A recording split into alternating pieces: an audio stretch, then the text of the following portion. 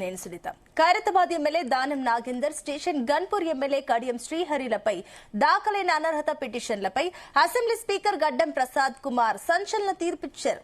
ఈ ఇద్దరు ఎమ్మెల్యేలపై వేసిన అనర్హత పిటిషన్లను స్పీకర్ డిస్మిస్ చేశారు. వీరు పార్టీ మారినట్లు ఆధారాలు లేవని ఎమ్మెల్యేలు దానం కడియం ఇచ్చిన వాంగ్మూలం ఆధారంగా వారిద్దరు బీఆర్ఎస్ పార్టీలో ఉన్నట్లు స్పీకర్ అయితే ప్రకటించారు. దీంతో స్పీకర్ నిర్ణయంపై ఇటు బీఆర్ఎస్ అటు బీజేపీ నేతలు సీరియస్ అవుతున్నారు. కాంగ్రెస్ పార్టీ బీ ఫామ్ మీద ఎంపీగా పోటీ చేసిన వ్యక్తికి క్లీన్ చిట్ ఇవ్వడం అంటే ప్రజల తీర్పును అవమానించడమే అంటూ సీరియస్ అయ్యారు. ఇదే అంశంపై ఇవాల్టి డిఎన్ఏ విత్ భరత్ లో డిస్కస్ చేస్తున్నాం. దీనికి సంబంధించి అనాలిసిస్ ఇవ్వడానికి మా చీఫ్ ఎడిటర్ భరత్ కూడా సిద్ధంగా ఉన్నారు. Bharat, good afternoon. సో ఇప్పుడు స్పీకర్ ఇచ్చిన ఈ తీర్పు వల్ల ఇప్పుడు ప్రజలు కూడా ఒక రకంగా షాక్ అవుతున్న పరిస్థితి. స్పీకర్ వ్యవస్థ రాజ్యాంగాన్ని ఏమన్నా మిస్యూజ్ చేసుకుంటున్నారన్న సందేహాలు కూడా ప్రజల్లో వ్యక్తమవుతున్నాయి అనుకోవచ్చా? ఒకవైపు మీరు పార్లమెంట్ లో Congress party opposition MPs speaker మీద అవిశ్వాస తీర్మానం పెట్టారు. అవిశ్వాస తీర్మానం ప్రవేశపెట్టారు కాంగ్రెస్ పార్టీ. వాళ్ళు రాజ్యాంగము, Rahul Gandhi Indian constitution book పట్టుకుని చూపిస్తూ మాట్లాడతాడు. ఇక్కడ తెలంగాణలో చేస్తుంది ఏంది? ఇక్కడ తెలంగాణలో ఏం చేస్తున్నారు మిస్టర్ రాహుల్ గాంధీ? మీరు ఇక్కడ మీరు చేస్తుంది ఏంది? సరే, ఆ 9 మంది ఎమ్మెల్యేలు వదిలేయండి, కడియం సీఆర్ని వదిలేయండి. దానం నాగేందర్ కాంగ్రెస్ పార్టీ హస్తం గుర్తు మీద పోటీ చేశాడు. ఆయన పార్టీ మారడానికి ఆధారాలు లేవంటే ఇంకా అందరు ప్రజల్ని చెవిలో వెర్రి పుష్పాలు పెడుతున్నారా? ఇంక ఇంతకంటే ఏమనాలిగా? ఇది రాజ్యాంగాన్ని హత్య చేయడం కాదు, ఇది రాజ్యాంగాన్ని హత్య చేయడం కాదు. ఇంకా కాంగ్రెస్ పార్టీ నేతలు ఎవరన్నా వచ్చి రాజ్యాంగము, కాన్స్టిట్యూషన్ ఎవరన్నా మాట్లాడితే ఇక ప్రజలు ఎట్లా జవాబు చెప్పాలో అట్లా చెప్పండి. ఇంతకంటే దారుణం, ఘోరం ఉంటుందా? ఇక్కడ గడ్డం ప్రసాద్ కుమార్ను స్పీకర్ అని కాదు, స్పీకర్ వ్యవస్థ ఎంత కరప్ట్ అయిపోయిందంటే అసలు ఈ స్పీకర్ల చేతిలో ఈ ఎమ్మెల్యేల అవిశ్వాస తీర్మానాలు ఇవన్నీ ఎమ్మెల్యేల మీద వేటు వీళ్ళ మీద తీసేయాలి. ఈ స్పీకర్లు ఏంటంటే నాన్ పార్టీజన్ గా, పార్టీలతో సంబంధం లేకుండా ఉండేందుకోసం స్పీకర్ అనే వ్యవస్థ ప్రవేశపెడితే వీళ్ళు పార్టీల తాబేదారులై కూర్చున్నారు. ఏ రాజకీయ పార్టీ అధికారంలో ఉంటే, ఎందుకంటే నెక్స్ట్ టికెట్ కావాలి వాళ్ళకు. అందుకని ఈ ఫిరాయింపుల ఎమ్మెల్యేల వ్యవహారాన్ని ఎన్నికల సంఘానికి ఇవ్వాలి. రాజ్యాంగ భద్రత కోల్పోయారు ఈ స్పీకర్లందరూ కూడా. ఇంతకుముందున్న స్పీకర్లు ఇప్పుడన్నా అంతే. అప్పుడు పోచారం శ్రీనివాసరెడ్డి అట్లే చేశాడు. వాళ్ళు బీఆర్ఎస్ చేసిందేం సుఖపూసేం కాదు. వాళ్ళు చేసిందంటే బీఆర్ఎస్ కాంగ్రెస్ రెండు కలిసి వాళ్ళు ప్రజాస్వామ్యాన్ని హత్య చేస్తే వీళ్ళు ముక్కలుగా నరికేశారు. వాళ్ళేమో పార్టీ ఏమని చెప్పారు, విలీనం అని చెప్పారు. ఎట్లా విలీనం అవుతుంది? బీఆర్ఎస్ చేసింది విలీనం ఎట్లా అవుతుంది? ఒక్కటేసారి అందరు ఎమ్మెల్యేలు జాయిన్ కాలే కదా. 2014లో కానీ 19లో కానీ ఒకటేసారి అందరు ఎమ్మెల్యేలు అయితే 2/3 ప్రకారం విలీనం అవుతుంది. జాతీయ పార్టీని ప్రాంతీయ పార్టీలు కలుపుకున్నారు. వీళ్ళేమో ముక్కలుగా నరికేశారు. ప్రజాస్వామ్యాన్ని హత్య చేస్తే ఒకటే వేడితో వేస్తే వీళ్ళు కైమా కొట్టి హత్య చేశారు కాంగ్రెస్ పార్టీ. అది బీఆర్ఎస్, ఇది కాంగ్రెస్. ఇంకా పైగా Congress party no confidence motion అని చెప్పి పార్లమెంట్ లో స్పీకర్ మీద, ఓం బిర్లా మీద ఎంపీలను సస్పెండ్ చేశారని పెడతారు. సిగ్గుండాలి రాహుల్ గాంధీకి, మల్లికార్జున ఖర్గేకు, కేసీ వేణుగోపాల్కి, ఇక్కడ రేవంత్ రెడ్డికి, వీళ్ళకి సిగ్గుండాలి.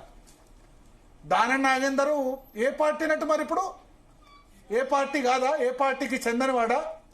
ఏ వర్గానికి లేకపోతే ఏ లింగానికి చెందనివాడన్నట్టు ఏ పార్టీకి చెందనివాడనట్ట?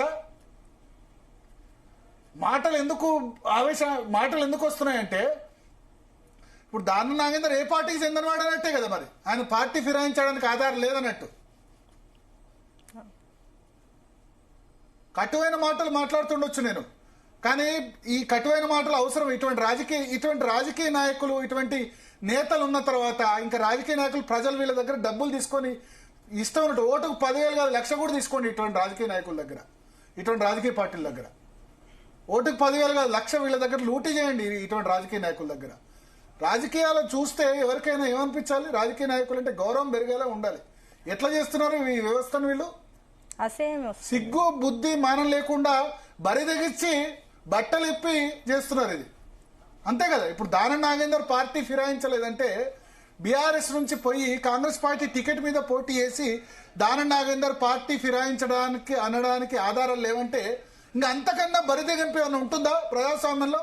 ఇంకా ప్రజాస్వామ్యం గురించి రాజ్యాంగం గురించి ఎవరైనా లెక్చర్ ఇస్తే ఎవరు రాజకీయ నాయకుడు ఇస్తే చెంపవించి కొట్టాలనిపిస్తుంది. కొట్టాలనిపించదా?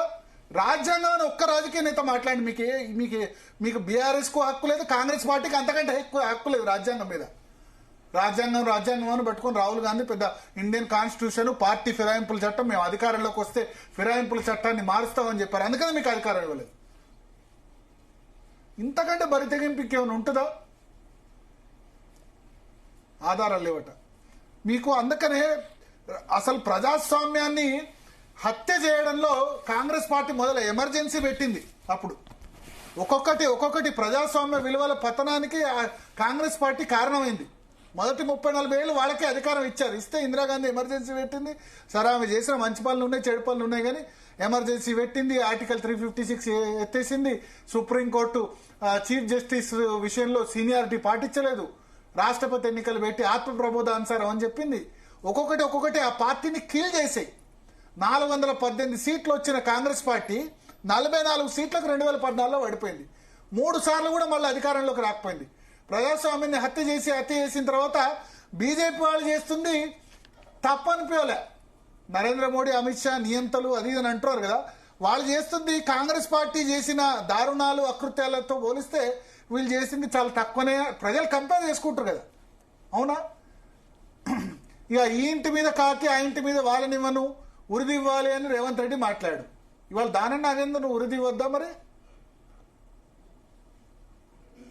ఇంటి మీద కాకి ఏం చేశారు? ఉరిదివ్వకుండా ఏమని చెప్పారు?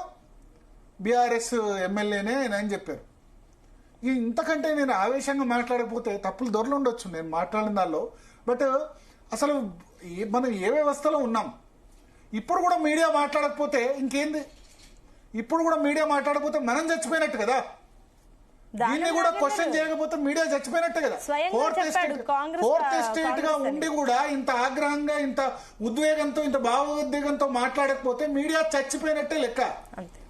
మిగతా మీడియా హౌస్ ఏమో గానీ ఒక మీడియా హౌస్ రన్ చేస్తున్న చీఫ్ ఎడిటర్ గా నాకైతే సిగ్గేస్తుంది. ఇటువంటి రాష్ట్రంలో ఉన్నందుకు, తెలంగాణ రాష్ట్రంలో రాజకీయాలు ఇంత ఈ స్థాయికి దిగజారిపోయినాయి. పట్టపగలే ప్రజాస్వామ్యం హత్య చేసి ఆ పార్టీ నుంచి ఈ పార్టీ చంపిన తర్వాత సాక్ష్యాధారాలు లేవని చెప్పిన తర్వాత ఈ రాష్ట్రంలో ఉన్నందుకు నాకు సిగ్గేస్తుంది. ఇటువంటి రాజకీయ నేతలు, ఇటువంటి వ్యవస్థ, ఇటువంటి రాజకీయ పార్టీలు ఉన్న చోట ఇక్కడ జీవించడం నాకు చాలా సిగ్గేస్తుందని చెప్తున్నా. పట్టపగలే ఇంత జరిగిన తర్వాత ఇక నెక్స్ట్ ఇప్పుడు అయిపోయింది స్పీకరు. కోర్టులు, హైకోర్టు కానీ సుప్రీంకోర్టు కానీ దయచేసి మీ మీద మాత్రమే నమ్మకం ఉంది. ఈ రాజకీయ నేతలు, రాజకీయ పార్టీలు, స్పీకర్లు, ఈ వ్యవస్థల మీద వీళ్ళు బరి తెగించి బట్టలు ఇప్పేశారు. ఇంకా మమ్మల్ని ఏమన్నా అనుకోండి అని చెప్పి వీళ్ళకి ఎంత గిచ్చినా, కొట్టినా, ఎంత మాటలన్నా వీళ్ళకి సిగ్గు లేకుండా పోయింది ఈ వ్యవస్థకి. ఇక రక్షించాల్సింది అంతో ఇంతో హైకోర్టు, సుప్రీంకోర్టే. దయచేసి హైకోర్టు వాళ్ళు పార్టీ ఫిరాయింపుల గురించి వేస్తే, దాన నాగేంద్ర గురించి మళ్ళా మీరు సంవత్సరాలు చేయకండి.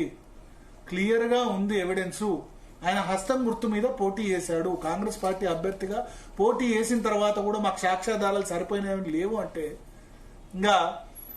ఇక ఇప్పుడు న్యాయం ఇంత 4 పాదాల మీద నడుస్తుందో లేకపోతే ఏదో అంటారు. 4 పాదాలు కాదు, ఒంటికాలు చిటికన వేల మీద కూడా నడవట్లే న్యాయం. న్యాయానికి, ధర్మానికి, చట్టానికి ఈ లోకంలో స్థానం లేదన్నది అయిపోయింది. అంటే ఇప్పుడు హైకోర్టు గాని సుప్రీంకోర్టులో కేసు వస్తే నాది ఒకటే విజ్ఞప్తి, దయచేసి హైకోర్టు చీఫ్ జస్టిస్ గారు, మీరు మీ దగ్గరికి గనక నేను మిమ్మల్ని డిక్టేట్ చేసే హక్కు అది లేదు. బట్ క్లియర్ గా ఉంది, మీరు న్యాయం ఉందని నిరూపించండి.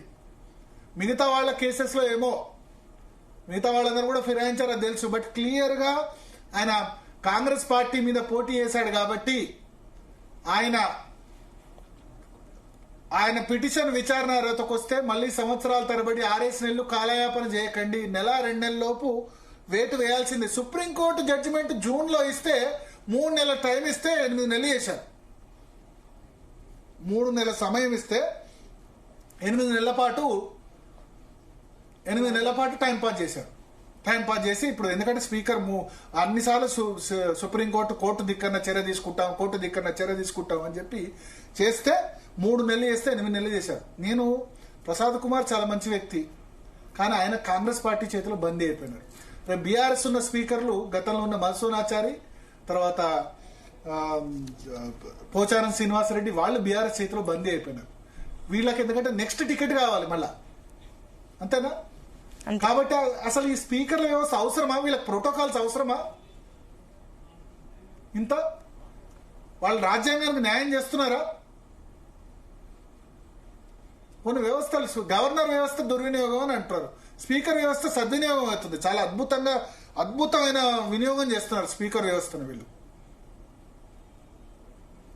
ఎంత గొప్పది స్పీకర్ వ్యవస్థ, ఎంత మంచి అవకాశం ఇచ్చారు మీకు.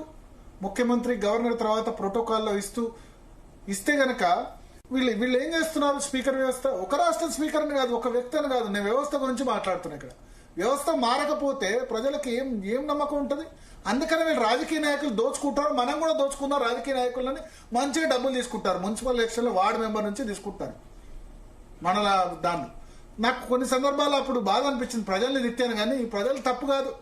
ఈ రాజకీయ నాయకులు రాజకీయాలు ఇట్లా అయిన తర్వాత ప్రజలు వీళ్ళని లూటీ చేయాలనిపిస్తుంది. ఇటువంటి రాజకీయ నాయకులు ఇటువంటి వ్యవస్థ తీసుకొచ్చిన వాళ్ళని లూటీ చేయాలి, వీళ్ళ దగ్గర డబ్బులు తీసుకోవాలి. ఓటుకు 10,000 కాదు, 1,00,000 తీసుకున్నా తప్పులేదు. ఇంత తప్పులు చేసిన వాళ్ళని, ఇటువంటి దుర్మార్గమైన వ్యవస్థ ఇట్లా ఉన్న తర్వాత ఇంకా ఏం చేసినా తప్పులేదు అనిపిస్తుంది. ఇప్పుడు కూడా మనం మీడియా మాట్లాడకుండా ఇంకా సైలెంట్ గా ఏదో సాఫ్ట్ గా మాట్లాడితే లాభం లేదు. అందుకని నేను ఇవాళ బాధతో మాట్లాడుతున్నా. నేను గవర్నర్ రాజ్భవన్ లో ప్రమాణ స్వీకారం ఉండగా నాకు ఈ వార్త తెలిసింది. ఆ ప్రమాణ స్వీకారం కొత్త గవర్నర్ ప్రమాణ స్వీకారం చేశారు, శివప్రతాప్ శుక్లా. అక్కడ రాజ్యాంగపరమైన ఏర్పాట్లు, వందే మాతరం పాడారు, జనగణమన పాడారు, మొత్తం రాజ్యాంగపరమైన ప్రోటోకాల్స్ అన్ని చేస్తున్నారు. ఇక్కడ రాజ్యాంగం అక్కడ అసెంబ్లీలో కూని అయింది ఈ తీర్పు ద్వారా. వెంటనే మళ్ళీ ఏదో రాజ్యాంగాన్ని ఉద్ధరిస్తున్నట్టు అక్కడ మంత్రులు, ఎమ్మెల్యేలు, ఎంపీలు, ఆ పార్టీ నేతలు, ఈ పార్టీ నేతలు వచ్చారు. వీళ్ళందరూ కలిసి రాజ్యాంగాన్ని డే లైట్ లో మర్డర్ చేస్తున్నారు. మర్డర్ కాదు, కీమా ముక్కలు చేస్తున్నారు. ఇంకా ఇప్పుడు రాజ్యాంగం గురించి మాట్లాడే ఉద్ధరకులు, సమాజ ఉద్ధారకులు ఏమవుతారో ఏందో మరి. వాళ్ళు కంపేర్ చేసుకున్న వాళ్ళు బీఆర్ఎస్ చేయలేదా, వాళ్ళు వేరే పార్టీ టికెట్ మీద చేసిన వాళ్ళని నేను చేయలేదు. వాళ్ళు చేసిన తప్పు కాబట్టి వాళ్ళు ఓడగొట్టారు. మిమ్మల్ని గెలిపించి మీరేదో ఉద్ధరిస్తారనుకుంటే మీరు ఇంకా అంతకంటే ఇంకా అక్కడ హీనం చేస్తున్నారు. ఇంకా ఇంతకంటే హీనం ఉంటే ఏముంటుంది? ఈ పార్టీ ఫిరాయింపుల చట్టం తీసుకొచ్చింది రాజీవ్ గాంధీ. అంతకుముందు లేదు, రాజీవ్ గాంధీ తీసుకొచ్చాడు పార్టీ ఫిరాయింపుల చట్టం. 1/3 ఫిరాయిస్తేనే లేకపోతే వేట్ వేస్తారని ఆయనే పెట్టాడు. మరి రాజీవ్ గాంధీ కొడుకు రాహుల్ గాంధీ ఏం చేస్తున్నాడు? రాజీవ్ గాంధీ ఆశయాలని సెక్రటేరియట్ లో రాజీవ్ గాంధీ విగ్రహం పెడితే అయిపోతుందా కాంగ్రెస్ పార్టీ?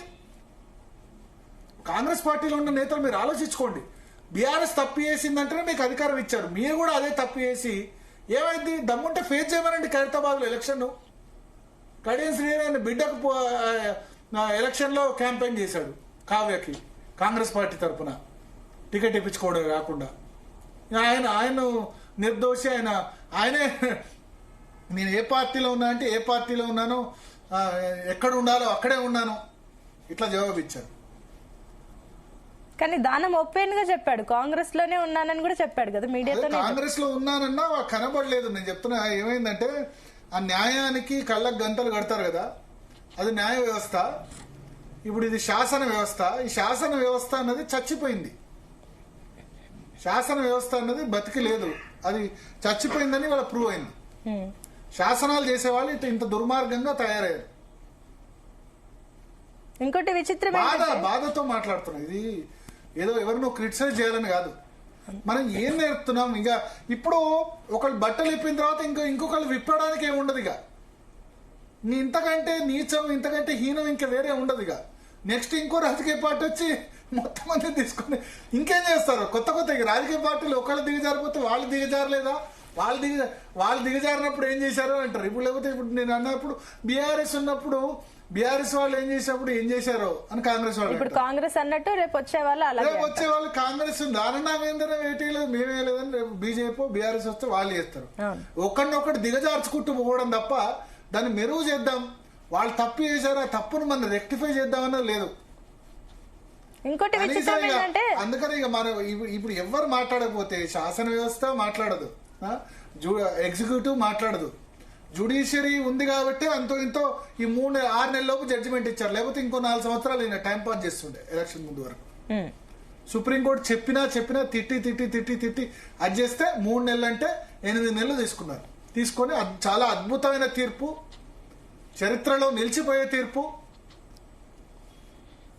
ఒకవేళ దానం నాగేందర్ మీద వేటేసి లేదా మిగతా 9 మంది ఎమ్మెల్యేలు నిలిస్తే కనుక ప్రసాద్ కుమార్ గారు చరిత్రలో నిలిచిపోయేవాడు. ఇప్పుడు ఆయనకి ఏ పేరు వచ్చిందో ఆలోచించుకోవాలి. నాకు చాలా దగ్గర వ్యక్తి అయి ఉండొచ్చు, చాలా మంచి వ్యక్తి కావచ్చు, కానీ ఆయన ఇచ్చిన తీర్పు వల్ల ఆయన ఇమేజ్ అయితే పెరగదు. బట్ ఆయన కంపల్షన్స్ ఉన్నాయి. కాంగ్రెస్ పార్టీ ఇప్పుడు తీసేసింది అనుకోండి, స్పీకర్ పదవి నుంచి తీసేస్తారు వాళ్ళు. ఇక కాంగ్రెస్ పార్టీ అక్కడ లోక్సభలో అవిశ్వాస తీర్మానం పెట్టినప్పుడే స్పీకర్ వ్యవస్థ గురించి అక్కడ స్పీకర్ పార్లమెంట్ లో దంచుతున్నారు లెక్చర్లు ఒక్కొక్కళ్ళు. నిన్న KC Venugopal Congress party leader అసలు డిప్యూటీ స్పీకర్ 7.5 సంవత్సరాలుగా నియమించలేదు, ఇది చాలా చెడ్డ సాంప్రదాయం అని చెప్తున్నారు. తెలంగాణలో 2.5 సంవత్సరాలు డిప్యూటీ స్పీకర్ పెట్టారు వీళ్ళు. మనం ఎదుటివాన్ని అనేటప్పుడు మన వైపు ఒకటి వైపు 1,000 చూపిస్తే 4,000 అవుతాయి. తెలంగాణలో డిప్యూటీ స్పీకర్ ఉన్నారా? మిస్టర్ కేసీ వేణుగోపాల్, మీరు జనరల్ సెక్రటరీ కదా, అన్నారు కదా, ఏమన్నారు? అక్కడ స్పీచ్లు ఇస్తున్నారు కాంగ్రెస్ ఎంపీలు అందరూ కూడా. ఈ ఓం బిర్లా దుర్మార్గుడు, దుశ్శాసనుడు, లేకపోతే ఇంకేదో ఏమన్నారో తెలియదు కానీ ఇక్కడ అసలు ఎన్డీఏ ప్రభుత్వం మొత్తం స్పీకర్ వ్యవస్థను దుర్వినియోగం చేస్తుంది. వాళ్ళు సభను డిస్రప్ట్ చేసినందుకే సభకు అంతరాయం కలిస్తే సస్పెండ్ చేస్తే ఆయన బెదిరించేందుకు అవిశ్వాస తీర్మానం పెట్టారు. ఓకే, డిప్యూటీ స్పీకర్ లేదు, పెట్టలేదు అన్నారు. మరి ఇక్కడే డిప్యూటీ స్పీకర్ తెలంగాణలో మీరే కదా అధికారులు ఉంది, ఎందుకు పెట్టలేదు? ఇక్కడ ఇస్తున్నారు ఆపోజిషన్ కు. ఆపోజిషన్ కాదు, మీ వాళ్ళకే ఇచ్చుకుంటారు, వేరే సంగతి. మీ వాళ్ళకు కూడా ఇవ్వలే. ఆయన ఎవరు రామచంద్ర నాయక్ ను అపాయింట్ చేసి కూడా రామచంద్ర నాయక్ డిప్యూటీ స్పీకర్ చేస్తామని చెప్పి కూడా చాలా రోజులైంది, అక్కడ కూడా చేయాల. కరెక్ట్ టైంలో జడ్జిమెంట్ వచ్చింది. అంటే అక్కడేమో లోక్సభలో ఓం బిర్లా తప్పు, ఇక్కడ మీ స్పీకర్ అద్భుతమైన ఏమంటారు మొత్తం చట్టం 4 పాదాల మీద నడిచే విధంగా, రాజ్యాంగాన్ని ఇంప్లిమెంట్ చేసే విధంగా చాలా అద్భుతంగా చేస్తున్నారు కాంగ్రెస్ పార్టీ. మీకు హ్యాట్స్ ఆఫ్, చప్పట్లు కొట్టాలి, మీకు చప్పట్లు కొట్టాలి. కాంగ్రెస్ పార్టీ మంచి టైంలో జడ్జిమెంట్ వచ్చింది. అక్కడ ఓం బిర్లా మీద పెట్టి గురించి మాట్లాడుతున్నారు లెక్చర్లు దంచే వాళ్ళకి.